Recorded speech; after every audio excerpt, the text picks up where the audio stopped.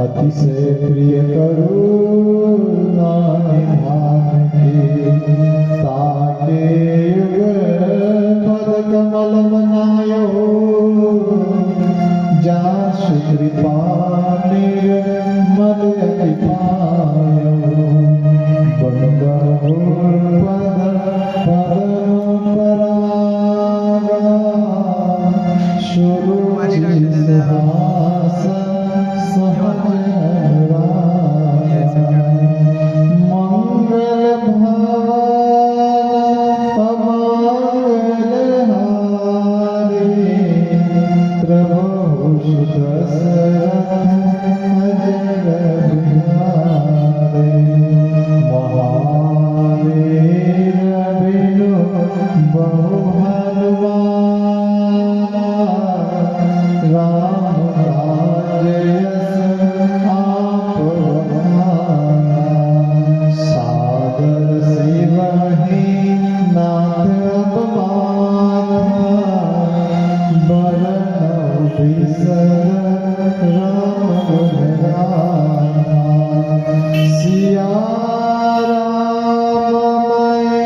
सब जग जाने करो प्रणाम जुग जुग पाने करो प्रणाम जुग जुग पाने माँ गायत्री जय यह शाश्वत वरदान तीर बने मम साधना सेवा कर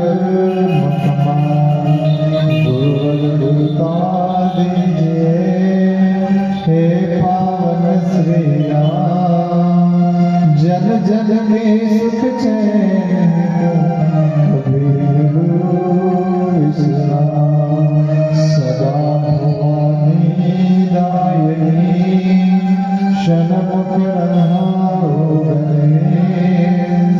पांच देव रक्षा करे ब्रह्मा विष्णु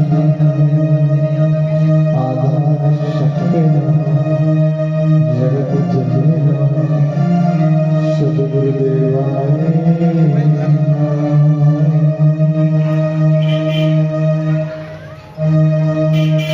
आज के इस अत्यंत ही पावन दिव्य अवसर पर शिवनगर के देवदंड भाई शक्ति स्वरूप माता ब्रह्म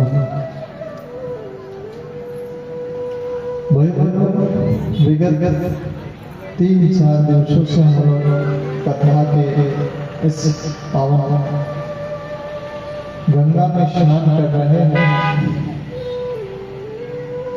और हमने पहले बताया यदि केवल कथा की एक बात समझ में आ जाए और जीवन में उतर जाए जीवन धन्य बन जाता है। वही बोलो पहले दिन की कथा में हमने बताया था कि कथा के स्वर किन किन महापुरुषों के संतों के महात्माओं के जीवन में पड़े और उनके जीवन में क्या अभिनव परिवर्तन होता है। कथा प्रारंभ करेंगे लेकिन उसके पूर्व आप लोग होमवर्क करके आए होंगे, होमवर्क चेक कर लिया जाए फिर क्लास को आगे बढ़ाया जाए। कहाँ खत्म हुई थी कथा? हाँ जी, परिवार के संस्कार बहुत बढ़िया। और आपने भी सोचा होगा थोड़ा याद करके ही चला जाए तो तुरंत फिर समय नहीं लगे, सीधा कथा में प्रवेश से चलिए अच्छी बात है। भाई बहनों, नारद जी की कथा का वर्णन कह रहे थे और हमने बताया था कि इस पावन प्रज्ञा पुराण की कथा में श्रवणकर्ता ऋषि है देवर्षि नारद। देवता अनेक हुए, ऋषि अनेक हुए, लेकिन देवर्षि जैसा मूर्धन्य देवर्षि नारद केवल अकेले थे। क्यों देवर्षि नारद अकेले हुए? क्योंकि भाई बहन जीवन में प्रत्येक वस्तु पर विजय प्राप्त की जा सकती है, लेकिन काम पर विजय प्राप्त करना बहुत बड़ी बात है। काम पर विजय प्राप्त करना बहुत बड़ी बात है। और जिन्होंने कामदेव को जीत लिया, भाई बहनों, ऐसे देवर्षि नारद इस कथा के श्रवण करता ऋषि है। कैसे कामदेव को जीत लिया? एक बार देवर्षि नारद हिमालय पर गए। हिमालय पर जाकर के ध्यान में बैठे, और जब भी किसी का ध्यान बढ़ता है, साधना का स्तर बढ़ता है, तो वह इंद्र को बड़ी घबराहट होती है कि यदि साधना बढ़ जाए, भगवान ब्रह्मा जी प्रसन्न हो जाए और भगवान ब्रह्मा जी से कहीं इंद्रासन मांगे, और इंद्रासन मांग लेंगे तो मेरे आसन का क्या होगा? तो इंद्र देवता ने स्वर्ग के विभिन्न परियों को भेजा ताकि देवर्षि नारद की साधना को विघ्न पहुंचा करके उनकी साधना विफल की जाए। जब साधारण परियों से बात नहीं बनी, तब कहते हैं कि देवर्षि नारद ने स्वयं कामदेव को भेजा। अब कामदेव को भेजा, तो कामदेव को भेजने के पश्चात देखिए, मैं देख पा रहा हूं कि सभी लोगों का ध्यान, और भाई साहब स्टैंड लेकर के आए हुए हैं, उस पर केंद्रित होता है। अच्छा, उससे आपका कोई बहुत ज्यादा वो स्टैंड से कोई है क्या देना देना? मतलब देखिए, हमारा मन इतना चंचल हो गया, हम यहाँ पे कथा बता रहे कि देवर्षि नारद ध्यान में चले गए, और हम लोगों का ध्यान इधर उधर इधर उधर इधर उधर। कोशिश तो करिए कि किस प्रकार से ध्यान में जाया जाता है, चिंतन तो करिए। जब स्वयं कामदेव आ गए, अपने सारे अस्त्र शस्त्र कामदेव के विफल हो गए, तब भाई बहनों कामदेव भी हार गए और देवर्षि नारद जीत गए। देवर्षि नारद की जीत हो गई। तो देवर्षि नारद की जीत होने के बाद में कई बार क्या होता है भाई बहनों, इसलिए बार बार कहा जाता है कि केवल एक वस्तु मत करना, और कौन सी है? अभिमान। जीवन में एक वस्तु से यदि आप बच गए, एक पाप, एक अवगुण से यदि आप बच गए, तो भाई बहनों निश्चित रूप से बहुत सारे पापों से आप बच सकते हो। क्योंकि एक अभिमान एक ऐसा अवगुण है जो व्यक्ति का सकल नाश कर देता है। 9 ग्रह 27 नक्षत्रों पर आधिपत्य था किसका? रावण का। सामान्य नहीं था।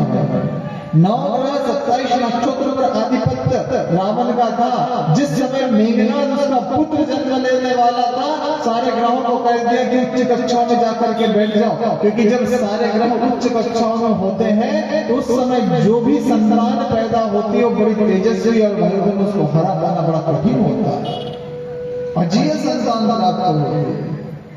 अब सारे ग्रहों ने क्या किया? सारे ग्रह तो रावण के आज्ञा के अनुसार चले गए। शनि ने मना कर दिया। शनि ने कहा मैं नहीं जाऊंगा। रावण ने शनि को बांध के रख दिया।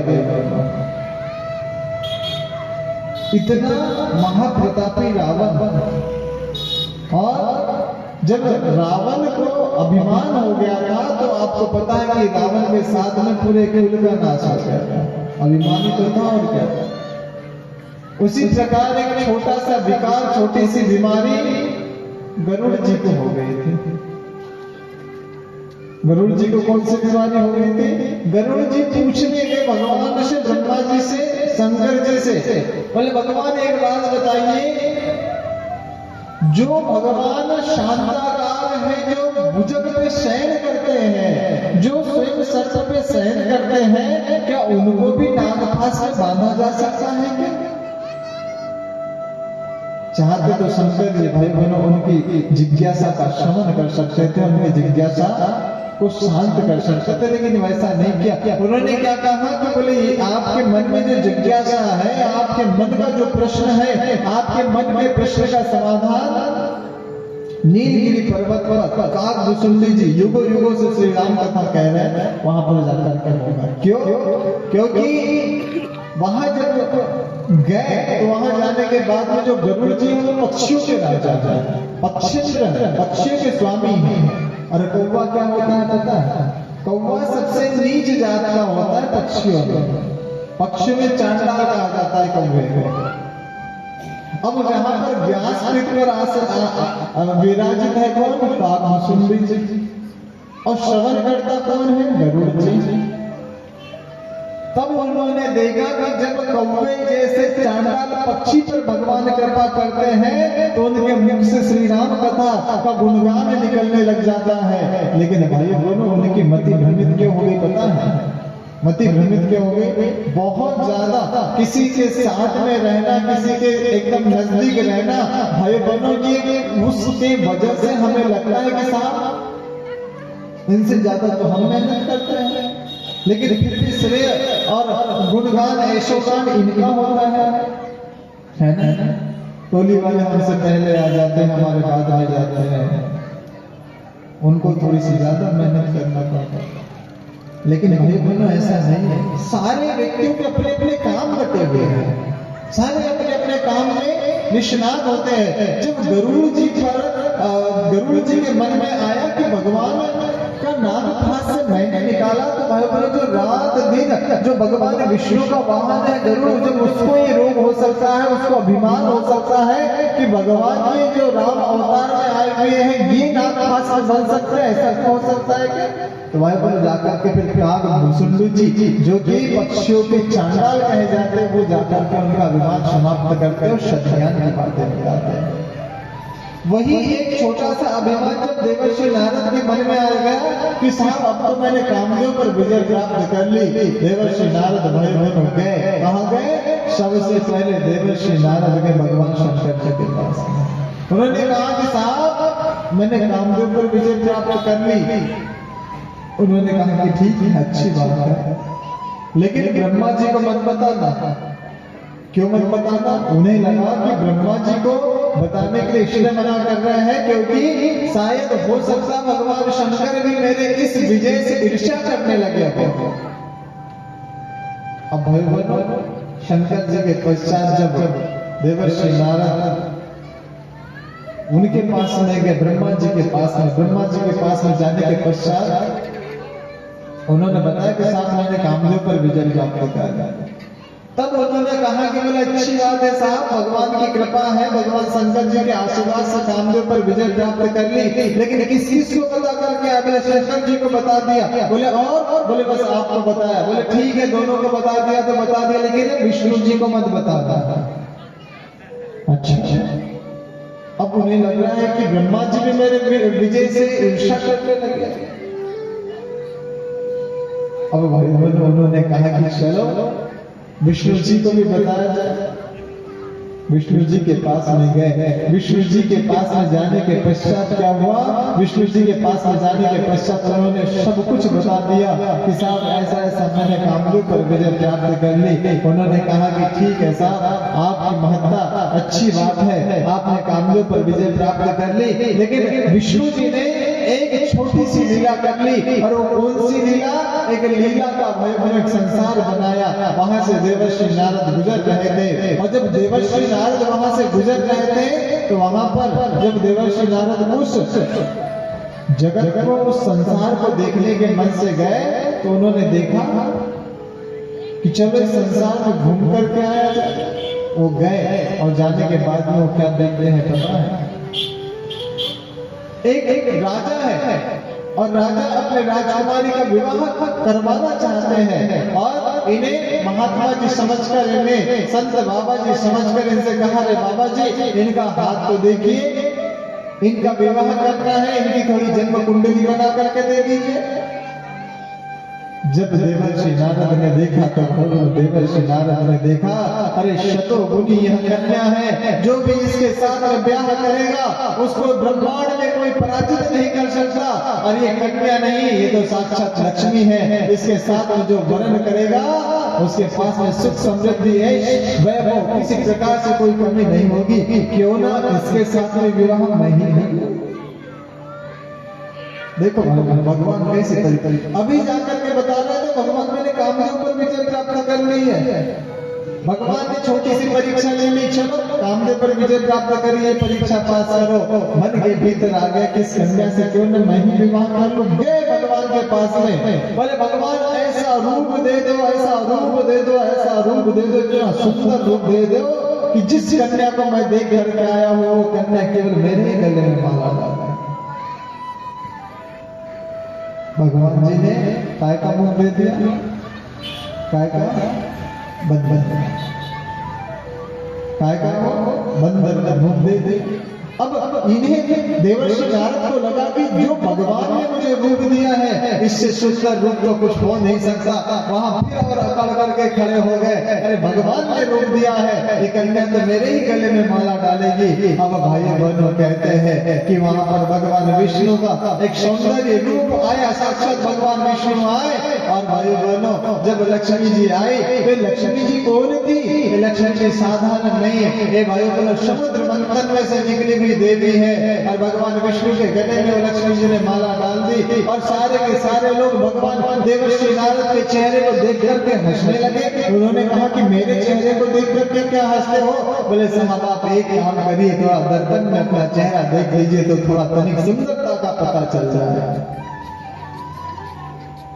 जैसे ही दर्पण में चेहरा देखा तो भाई बंदर का चेहरा गए, तुरंत विष्णु भगवान के पास में कमंडल का जल हाथ में लिया और श्राप दे दिया विष्णु भगवान को। बोले जिस स्त्री की वजह से मैं दुख को प्राप्त कर रहा हूँ, जिस स्त्री की वजह से मैं शोक को प्राप्त कर रहा हूँ, सुनो एक अवतार तुम्हारा भी होगा और एक अवतार में तुम भी स्त्री के लिए दुखी रहोगे। और जो बंदर का मुख तुमने मुझे दिया है, यही बंदर के मुख वाले तुम्हारी सहायता करेंगे। भगवान संत का श्राप कितना खतरनाक होता है, कल की कथा में हम लोगों ने सुना।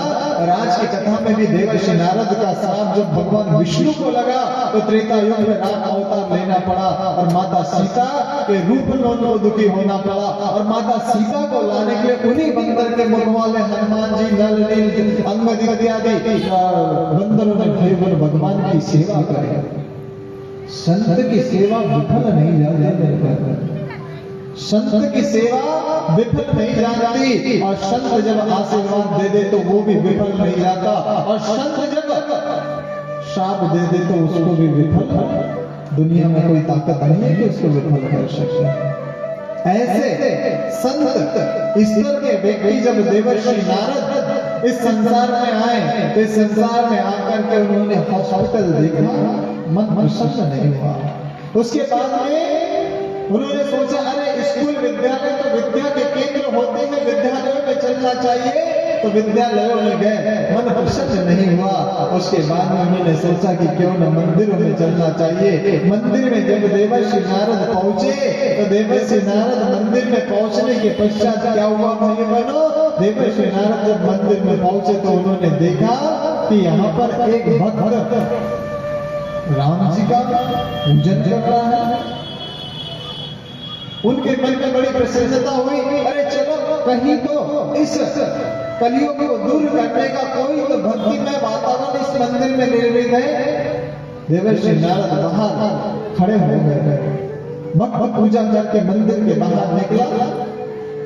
मंदिर के बाहर निकलने के पश्चात जब देवर्षि नारद से मिला तो देवर्षि नारद से मिलने के पश्चात क्या हुआ? देवर्षि नारद ने कहा, बोले बाबा जी बहुत बड़े पुजारी, बोले रोज पूजा करने के लिए आते हो क्या? बोले नहीं साहब, राम जी का पूजन मैं आज इसलिए कर रहा हूं क्योंकि आज कोर्ट में सुनवाई होने वाली है। किस बात की सुनवाई होने वाली है? कोर्ट में इस बात की सुनवाई होने वाली है कि जो मेरा छोटा भाई है ना, उसने 2 गज जमीन मेरे हिस्से की ज्यादा ले ली है। मैं भी उसे छोड़ूंगा नहीं, मैं भी बड़ा हूं। मैंने कोर्ट में उसके खिलाफ केस दायर कर दिया है, और जब केस दायर मैंने कोर्ट में उसके खिलाफ किया है तो आज उसकी सुनवाई करने वाले हैं। देवर्षि नारद को तो अभी प्रसन्नता हो रही थी, देवर्षि नारद को तो अभी ऐसा लग रहा था कि वाह कितना अच्छा भगवान राम जी का सुबह सुबह पूजा कर रहा है, हनुमान जी का पूजन कर रहा है। और भाइयों बहनों जब ये बात सुनी कि 2 गज भूमि के लिए आपस में 2 भाइयों का विवाद है और आज सुनवाई होने वाली है, इसलिए भगवान राम का पूजन करने के लिए आया है। और क्या कहता वो व्यक्ति पता है? वो व्यक्ति कहता महात्मा जी यहीं पर रुकना, मैंने भगवान से कहकर आया हूँ, यदि भगवान मैं यदि कोर्ट का निर्णय मेरे पक्ष में आया तो मैं 1 किलो मीठा आपको खिलाऊंगा और 1 किलो मीठा आपके भक्तों में बांट दूंगा। उन्होंने किया वाह कितनी अच्छी बात। देवर्षि नारद ने सोचा कि जिस भगवान को मना रहा है उस भगवान के बारे में पता है। उनके पिता ने 14 वर्ष का वनवास उनको दिया, सहजता से ले लिया। अरे वैसे तो उनको पूरी अयोध्या का राजपाट मिलने वाला था, लेकिन राजपाट को लिया नहीं, अपने छोटे भाई को अपना पूरा राजपाट अपने छोटे भाई भरत को दे दिया। अब भाई बोलो भरत दे गया, भरत ने भी वो राजपाट लिया नहीं, भरत ने वो राजपाट भाई बहनों गए मनाने के अपने भैया को मनाने के लिए गए और आपस में बातचीत चलते रही, आपस में बातचीत चलते रही। उन्होंने कहा कि बोले भैया मुझे क्षमा कर देना, मैं आपके राज सिंहासन पर कदम भी नहीं रखूंगा। अरे बैठने की तो बात दूर कर दो, मैं उसके तरफ देख भी नहीं सकता क्योंकि उस पर पूर्ण अधिकार आपका है।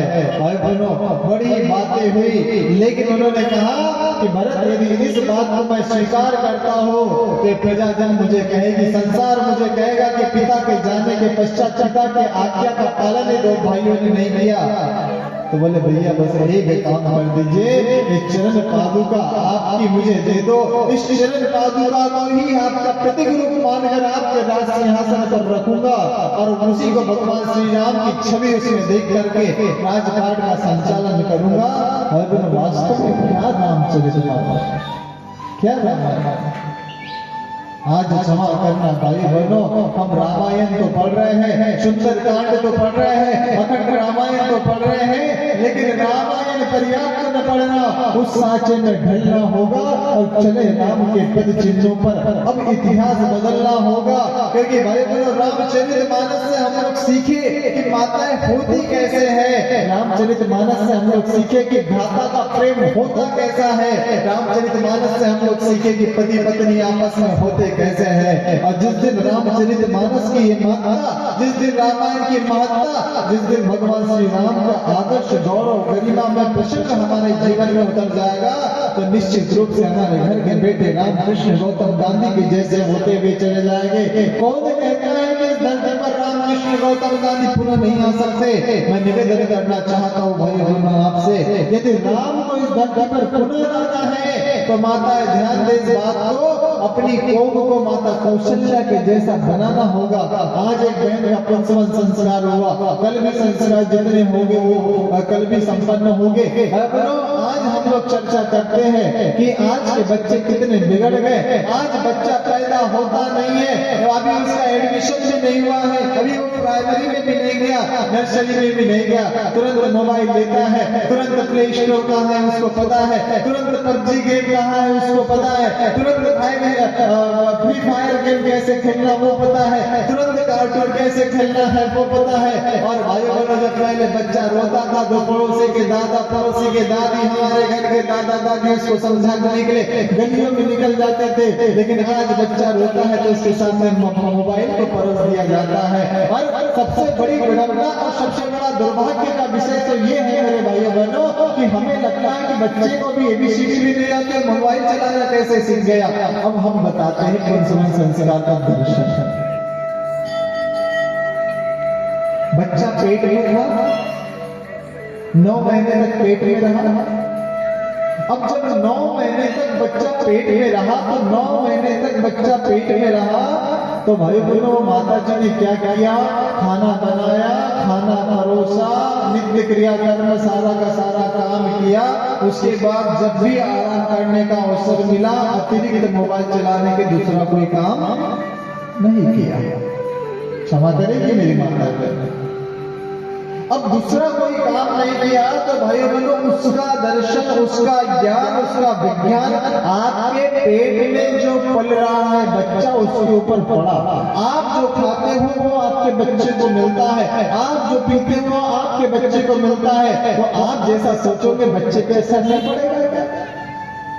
आपका जैसा आचरण रहेगा बच्चे पे वैसा उसका असर नहीं पड़ेगा क्या? निश्चित रूप से पड़ेगा।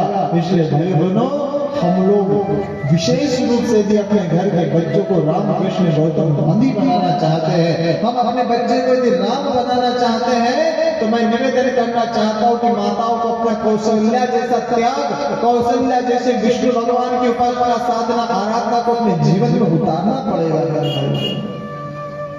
उसके अतिरिक्त राम हमारे घर में जन्म नहीं ले सकता। कितनी अच्छी बात है, हम राम को पूजते हैं, हमारा बच्चा खुद राम बन जाए, इससे अच्छी क्या बात हो सकती है?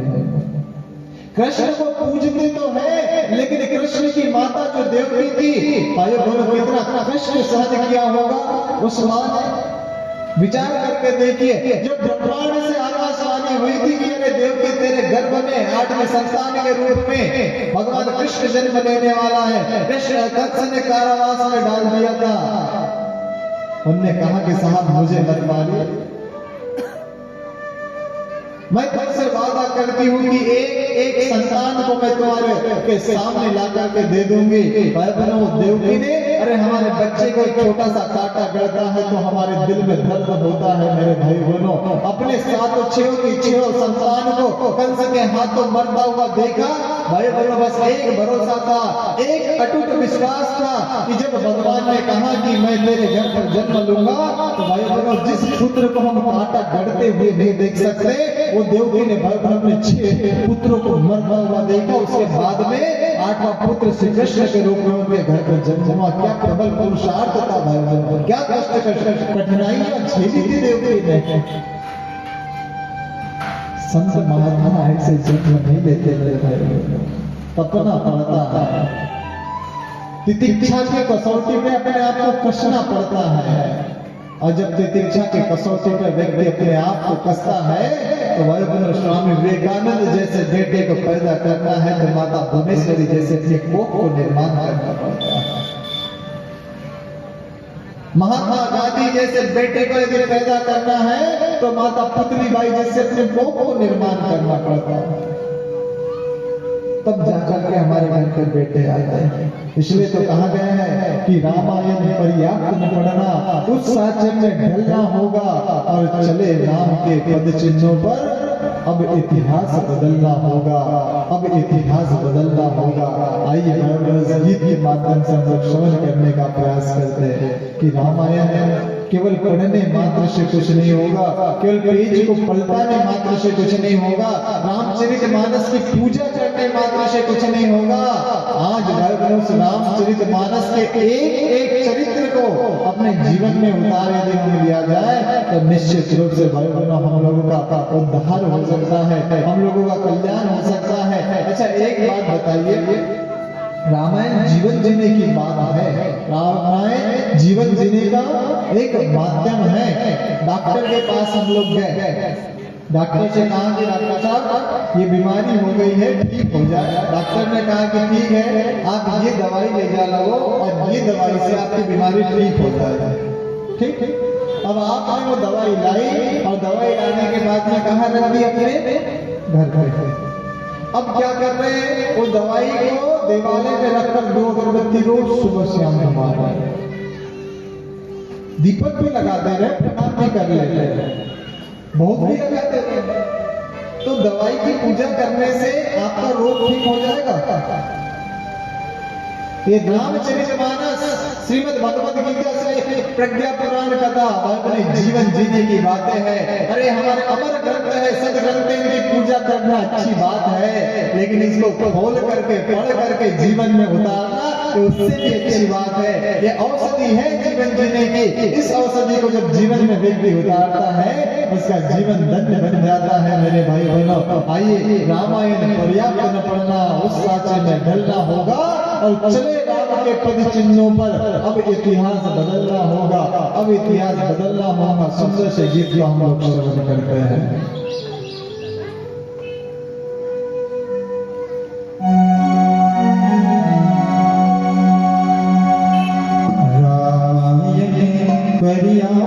पढ़ना उस साचे में ढलना होगा।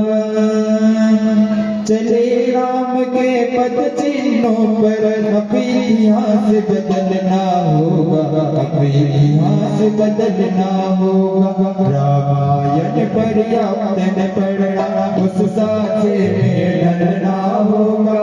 चले राम के पद चिन्हों पर बदलना होगा, बदलना होगा।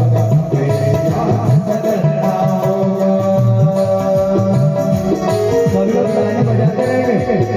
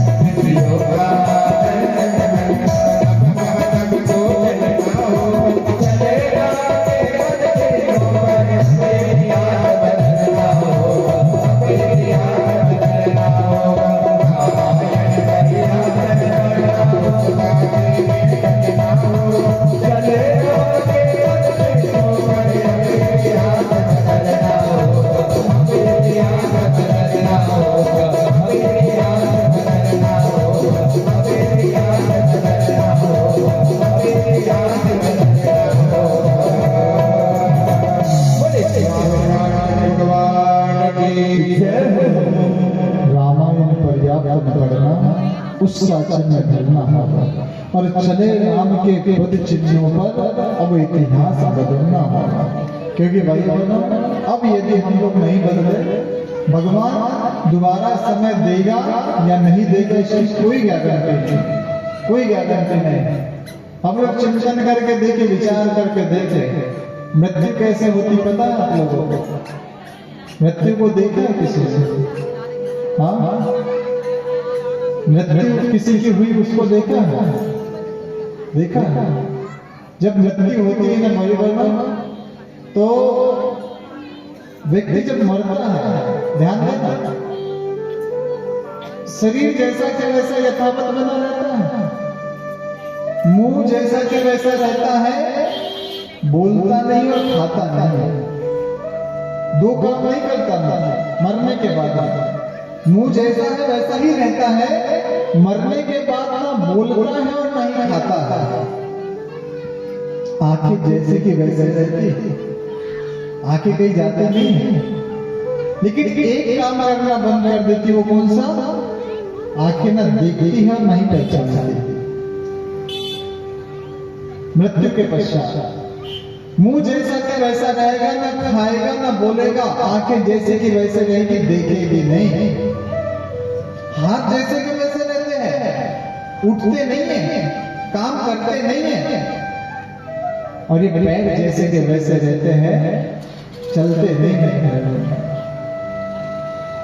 श्वास जैसे कि वैसी, नाक जो श्वास लेती है नाक जैसे कि वैसी रहती है, लेकिन श्वास लेने से मना कर देती है। धड़कन जैसी कि वैसी रहती है, लेकिन धड़कने से मना कर देती है। रक्त शरीर के भीतर वैसा ही रहता है, लेकिन बहने से मना कर देता है। तो शरीर में से वो कौन सा तत्व निकल जाता है जिसके निकलने के पश्चात शरीर की कोई कीमत नहीं रहती है? वो आत्मा है, वो आत्मा है।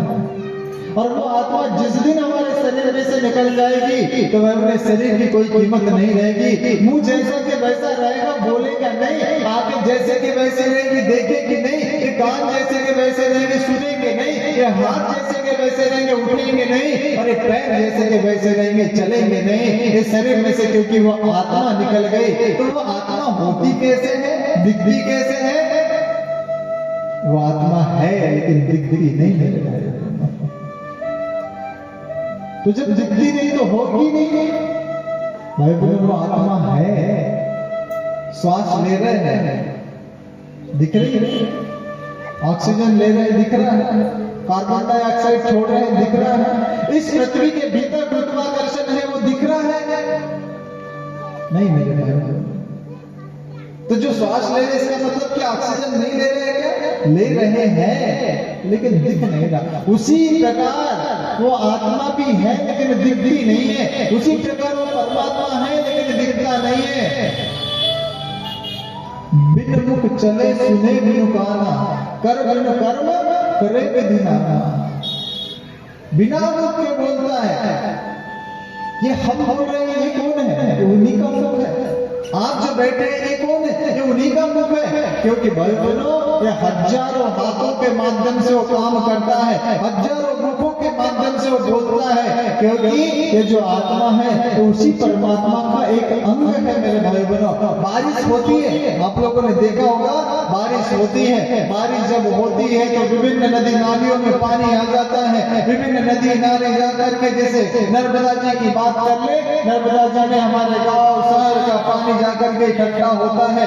नर्मदा जी जाकर के समुद्र में पानी को छोड़ाती है, समुद्र का पानी वाष्पीकृत होकर के ऊपर उठ जाता है, और ऊपर उठने के बाद में भाई बहनों वही फिर बादल के माध्यम से बारिश हो जाती है। यही तो चक्र चलता है, यही चक्र चलता है। पानी एक ही है, माध्यम कुछ भी हो जाते हैं। उसी प्रकार भाई बहनों परमात्मा की शक्ति एक ही है, माध्यम कुछ भी बना लेती है। लेकिन इस संसार में आने के पश्चात जब हम सत्कर्म नहीं करते हैं, नारद जी को वही बात बहुत बुरी लगती है। नारद जी सोचते हैं, अरे इंसान के शरीर बड़े भाग्यों से मिला था, इसके मरने के पश्चात न जाने ये शरीर भाई बहनों किस रूप में खुलेगा, लकड़ बंधा बनेगा, लोमड़ी बनेगा, गीदड़ बनेगा, चिड़चिड़ी बनेगा, पशु बनेगा, पक्षी बनेगा, जलचर बनेगा, नरचर बनेगा, शेर बनेगा, हाथी बनेगा, सियार बनेगा, ये किसी को नहीं पता मेरे भाई बहनों। मनुष्य सत्कर्म नहीं करता है भाई बहनों, यदि मनुष्य ये सोच ले कि भगवान ने केवल हमको आज का ही दिन दिया है, कल भगवान हम लोगों को जीवित छोड़े या न छोड़े, ये भगवान की कृपा है। अच्छा, कौन व्यक्ति यहाँ पर हृदय पर हाथ रख करके कह सकता भाई बहनों कि कल का वो सूर्योदय देख पाएगा या नहीं देख पाएगा? कोई नहीं कह सकता, कोई नहीं कर सकता। बहुत अच्छी बात कही है किसी ने, आखिरी वक्त है कर ले गुरु कार्य तू, मौत आने का ठिकाना नहीं है। आखिरी वक्त यदि समझ गए कि मनुष्य काम करता है तो निश्चित रूप से भगवान मनुष्य के माध्यम से गलत कर्म नहीं होता है।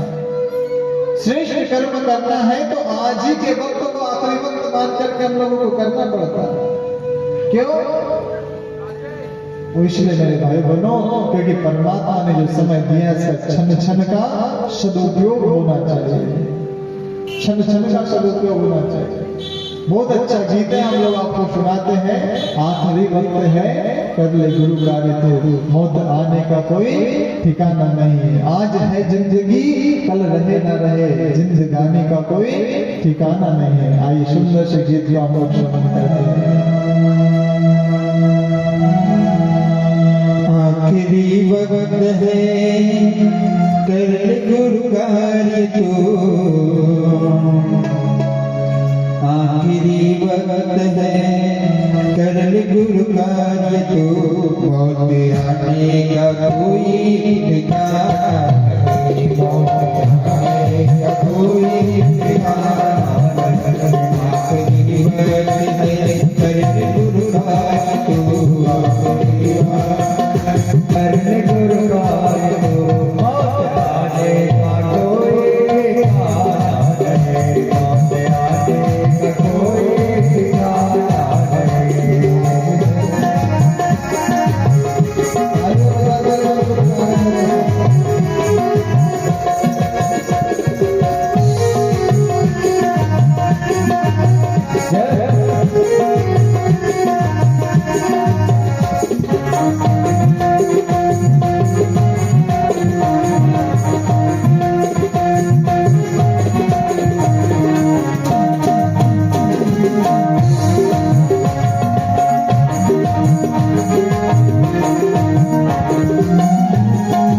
हम लोगों को लगता है भाई बहनों, हम तो पैसा कमा रहे हैं, दौलत कमा रहे हैं, ये हमारे साथ में जाने वाला है ना, हमारे बच्चे हमारे साथ में जाने वाला है। अंत समय में कोई साथ नहीं जाता, क्या बोलते हैं, ना चले समुद्र में ना चले कोई, ना चले ना चले समुद्र में ना चले कोई, ना चले हम तक साथ देना नहीं है कोई, हम तक साथ देना नहीं है कोई, हम तक साथ देना नहीं है कोई। दौलत में बहुत दिमाग रहता है, अरे हमारे पास में इतना पैसा है, वो डॉक्टर को घर से बुला लेंगे, ऐसा इलाज कर लेंगे, वैसा इलाज कर लेंगे। आज है पास दौलत, आज है पास दौलत, कल रहे याद है, आज है पास दौलत, कल रहे याद है, ऐसी दौलत का कोई ठिकाना नहीं, ऐसी दौलत का कोई ठिकाना नहीं।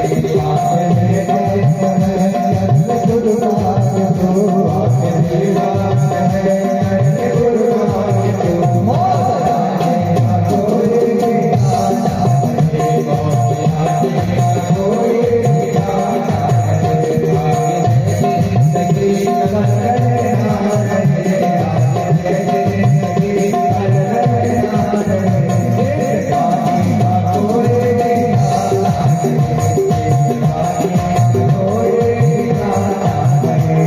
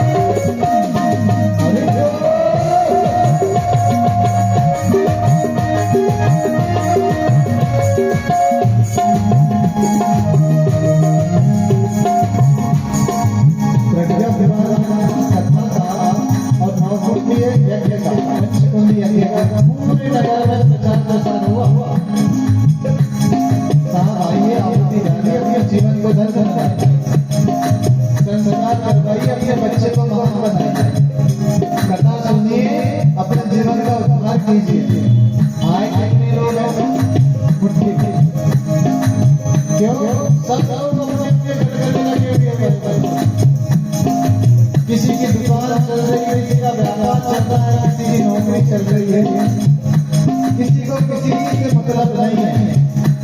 इसलिए क्या कहते हैं, जो समझते हैं अपनी गरज से, जो समझते हैं अपनी गरज से, समझते हैं अपनी गरज से, जो समझते हैं अपनी गरज से, जिनको मतलब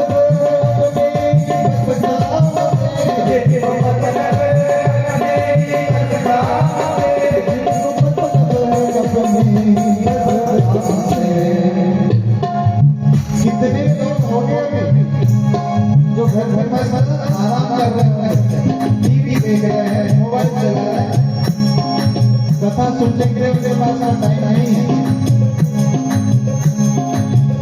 जिनको मतलब है अपने ही बस काम से, जिनको मतलब है अपने ही बस काम से, जिनको मतलब है अपने ही आराम से, जिनको मतलब है अपने ही आराम से, ऐसे लोगों का कोई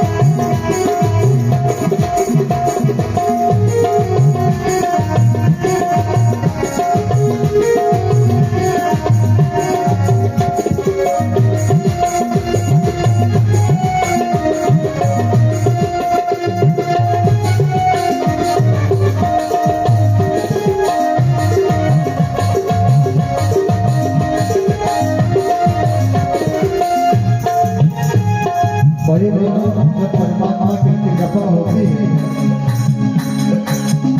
और भगवान हुस्न देता है, हुस्न उसमें धन आ सकता है, रूप आ सकता है, गुण आ सकता है, सौंदर्य आ सकता है, कुछ भी आ सकता है। जब इतना सब कुछ आता है तो व्यक्ति को क्या होता है, अभिमान हो जाता है। इस बात का अभिमान होता है, यदि जवानी भगवान ने दी थी, जवानी का अभिमान होता है, पैसा भगवान ने दिया तो पैसे का अभिमान आ जाता है। इसलिए गुरुदेव क्या कहते हैं पता है, हुस्न वालों का तो इतराज है, हुस्न वालों का इतराज है, हुस्न वालों के तो इतराज है, हुस्न वालों के तो इतराज है, जवानी सदा साथ देती नहीं, ये जवानी सदा साथ देती नहीं, ये जवानी सदा साथ देती नहीं।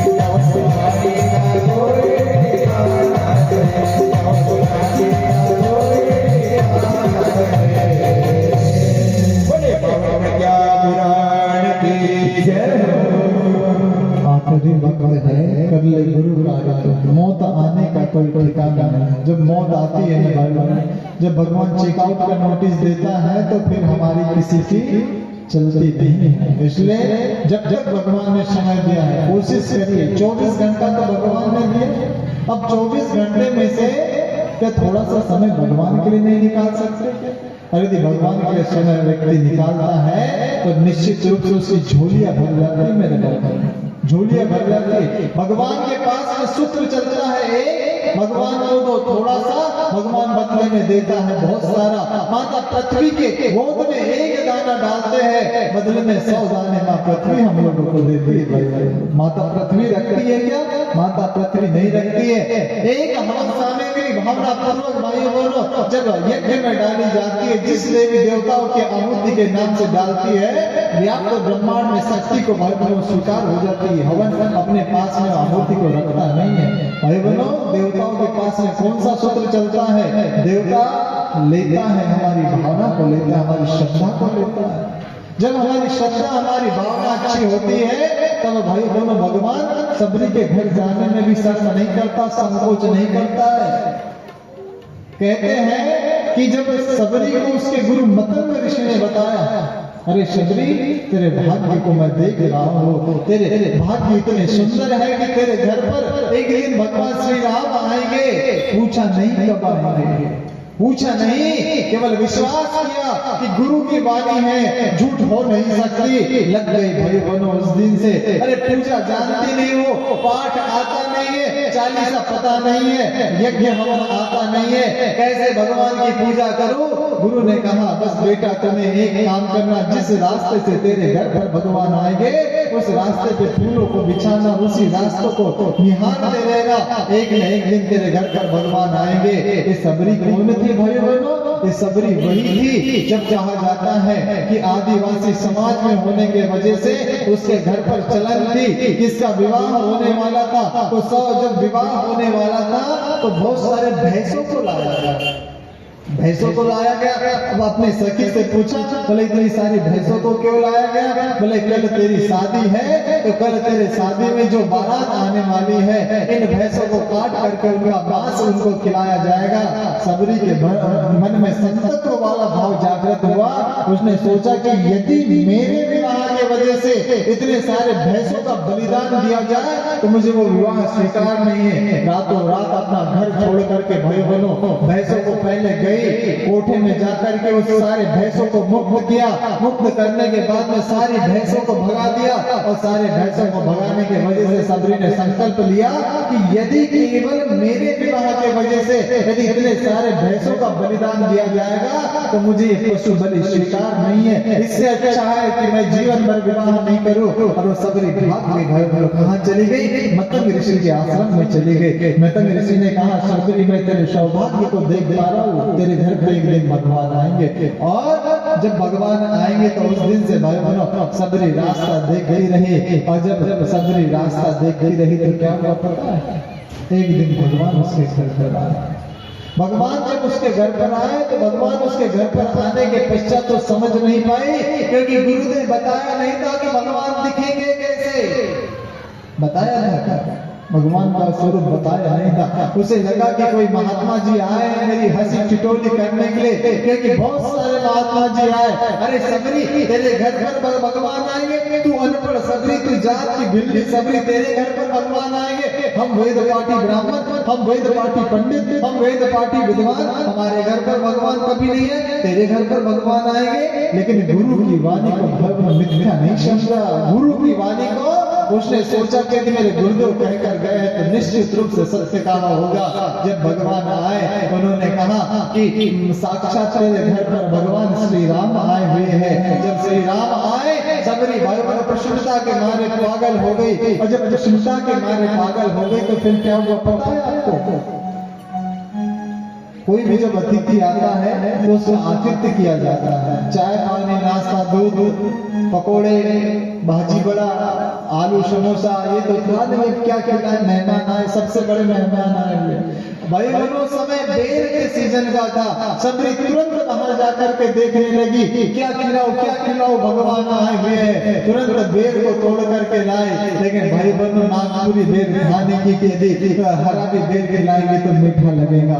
अब क्या करें, मेरे भगवान इतने दूर से आए हैं, उनके मुख में कहीं खट्टा बेर न चला जाए। तो भाई बनो सबरी ने क्या किया, सबरी एक एक बेर चख के देखती थी, जो खट्टा होता था उसको फेंक देती थी और जो मीठा होता था प्रेम से भगवान को खिलाती थी। लेकिन भाइयों बहनों, एक बात मैं आपसे पूछना चाहता हूँ, कौन सी? सगे भाई के झूठे गिलास में दूध नहीं पीता नहीं पीता। सभ्यता की दृष्टि से ठीक भी नहीं है, लेकिन भाई बहनों यहाँ पर नीच जात की भिलनी जात की सबरी के झूठे बेर भगवान श्री राम दिखाए। क्यों?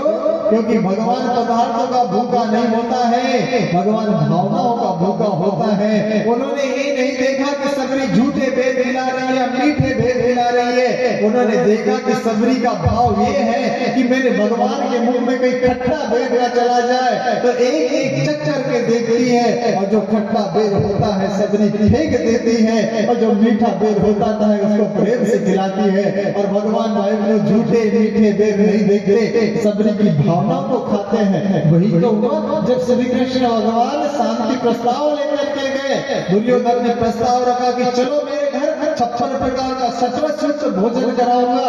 उन्होंने कहा कि तेरे घर पे भोजन नहीं करूंगा, मैं तो विदुर जी के घर पर जाकर के भोजन करूंगा।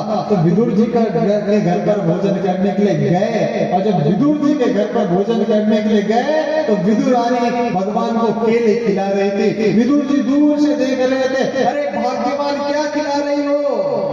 उन्होंने कहा भगवान को केला खिला रहे हो। बोले तेरा दिमाग ठिकाने पे नहीं है, सारे केले तूने बगल में फेंक दिए, भगवान को छिलके खिला दिए। विदुर जी आए भगवान के पास में, भगवान जब आपको केले खिलाए जा रहे थे तब आपको ऐसा नहीं लगा कि केला खा रहा हो या छिलका खा रहा हो? तब भगवान ने बहुत अच्छी बात कही, भाई बहनों, विदुर जी लोगों को भ्रम है कि मैं पदार्थों को खाता हूँ, विदुर जी लोगों को भ्रम है कि मैं केले सेब भोग पकवान गुलाब जामुन रसगुल्ला इत्यादि को खाता हूँ। विदुर जी मैं ना भोग को खाता हूँ, ना बेर को खाता हूँ, ना सेब को खाता हूँ, ना केलों को खाता हूँ, ना केलों के छिलके को खाता हूँ। अरे छिलके भी यदि प्रेम से खिला दिए जाए तो मैं प्रेम से उस छिलकों को भी खा लेता हूँ। भाई बहनों, भगवान जब आते हैं तो हमारी श्रद्धा को देखता है। श्रद्धा से यदि छिलके खिला दो तो भगवान श्रद्धा से छिलके खा लेते हैं। श्रद्धा से झूठे बेर खिला दो तो भगवान झूठे बेर खा लेते। सुदामा जी गए थे, सुदामा जी ने क्या खिलाया? घर पर चावल भी नहीं था, इतनी परिस्थितियां प्रतिकूल थी। सुशीला देवी गई, अरे भगवान के पास में जा रहे हैं। हम लोगों की भारतीय संस्कृति कितनी महान है भाई बहनों, कोई किसी के घर पर जाता है तो कुछ न कुछ लेकर के जाता है। सुशीला देवी ने कहा, बोले अपने मित्र के घर पर जा रहे हो तो कुछ तो लेकर के जाओ। देवी क्या लेकर के जाओ? पड़ोसी से मांग करके 3 मुट्ठी चावल लाए। 3 मुट्ठी चावल पड़ोसी से लेकर के जब गए, और किसको देने गए? उसको देने गए जो पूरे संसार को देता है, उसको देने के लिए गए। और जब गए तो उन्होंने कहा कि मैं 3 मुट्ठी चावल भगवान को खिलाऊंगा, एक कच्चे चावल भगवान को खिलाऊंगा। अरे यहाँ पर तो सोने चांदी आभूषणों के विभिन्न विपुल भंडार भरे हुए, मैं भगवान को खिलाऊंगा। क्या कहेगी रानियां, क्या कहेगी पटरानियां? श्री कृष्ण भगवान तो बचपन के मित्र थे। उन्होंने कहा क्यों भाभी ने मेरे लिए कुछ भेजा नहीं है क्या?